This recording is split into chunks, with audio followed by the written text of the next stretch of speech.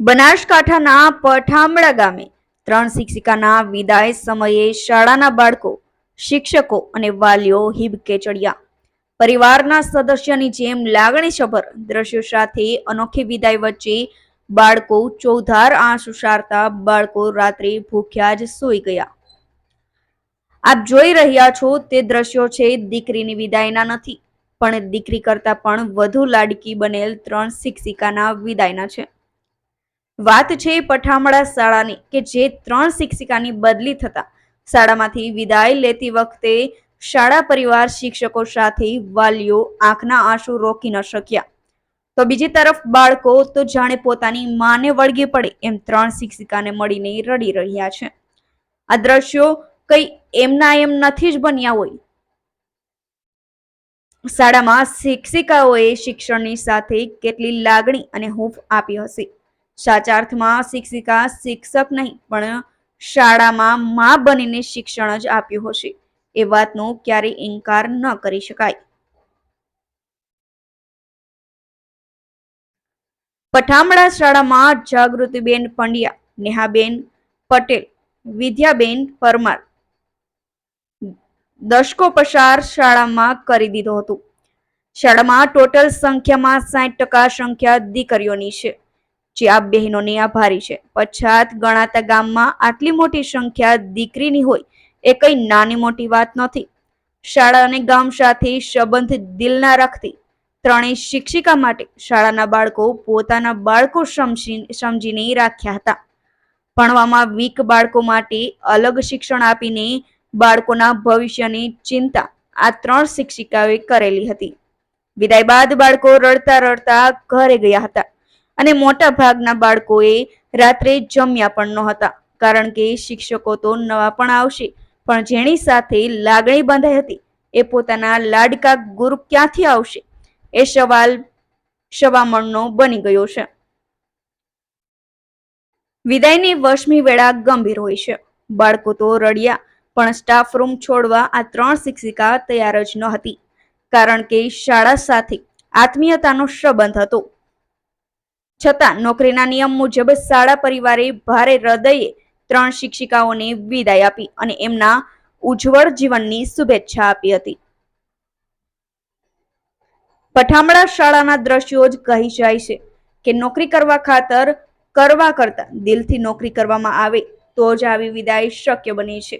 બાકી તો ઘણાય આવ્યા અને ઘણાય ગયા.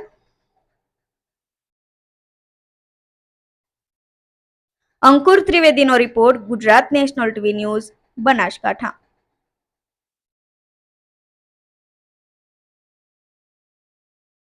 ગઈકાલે પઠામડા પ્રાથમિક શાળાની 3 શિક્ષિકાઓને બદલી થઈ છે. એનો વિદાય સંભાળ રાખવામાં આવ્યો હતો અને વિદાય વેળાએ એવા દ્રશ્યો સર્જાયા કે ખરેખર આવું ક્યારે મેં વિચાર્યું ન હોય. અમારા બાળકો વધારે આંસુ રડતા હતા, ક્યાંક વાલીઓની આંખોમાં આંસુ હતા, તો ક્યાંક શાળા પરિવારના શિક્ષકોની આંખોમાં આંસુ હતા. જે શિક્ષિકાઓ અહીંથી વિદાય લઈ જઈ રહી હતી એ શિક્ષિકાઓએ ખરેખર કેટલો બાળકોને પ્રેમ આપ્યો છે. એ શિક્ષિકાઓને પણ ખરેખર બાળકની માતાઓ બની હશે અને ત્યારે જ બાળકોને આટલા બધા હૃદયસ્પર્શ દ્રશ્યો સર્જાય. રાત્રે અમે ઘણી બધા શિક્ષકો બાળકોનો વાલીઓનો કોન્ટેક્ટ કર્યો. મેં પોતે શાળાના એસએમસી અધ્યક્ષ તરીકે તો બાળકો રાત્રે ભૂખ્યા પણ સૂઈ ગયા હતા. આજે શાળાની સવારે મુલાકાત લેતા કેટલાક બાળકો બિલકુલ નિરાશાજનક જોવા મળ્યા હતા. મેં બાળકોને આશ્વાસન પણ આપ્યું છે કે આપણે નવા શિક્ષકો આવશે અને સરકારે જે કંઈ નીતિ નિયમો હોય એ પ્રમાણે એમની બદલી થઈ છે. પણ ખરેખર એના ઉપરથી ખ્યાલ આવે છે, મારા પઠામડા પ્રાથમિક શાળાની અંદર 55% દીકરીઓની સંખ્યા છે અને દીકરીઓની સંખ્યા વધુ કરવા માટે આ શિક્ષિકાઓનો મહત્વનો ફાળો રહ્યો છે. હું એ શિક્ષિકાઓને ખૂબ ખૂબ શુભેચ્છા પાઠવું છું કે જે કંઈ શાળાની અંદર અહીંથી ગયા છે એવો જ પ્રેમ અને એવા જ શિક્ષકો અને એવો સ્ટાફ ને એવું ગામ એમને મળી રહે એ જ મારી ભગવાનને પણ પ્રાર્થના છે. મને પહેલાં સારું લાગતું હતું, હાલ દુઃખ થાય છે કે અમારી શાળામાંથી બહેનો વિદાય લઈને જાય છે. અમને જેવો ઘરે પ્રેમ મળે તો એવો જ અહીં સ્કૂલમાં પ્રેમ મળે છે.